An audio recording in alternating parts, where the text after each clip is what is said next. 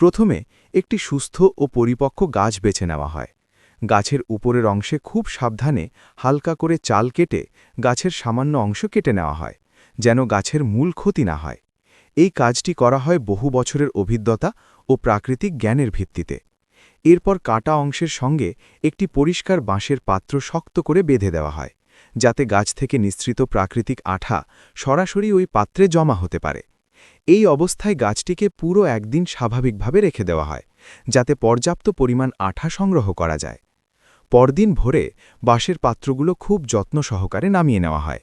এরপর গাছের কাটা অংশটি মাটি দিয়ে ভালোভাবে ভরাট করে দেওয়া হয়, যাতে গাছ দ্রুত সেরে উঠতে পারে এবং ভবিষ্যতে আবারও ব্যবহার করা যায়। এভাবে গাছের প্রতি সম্মান রেখেই প্রাকৃতিক সম্পদ সংগ্রহ করা হয়।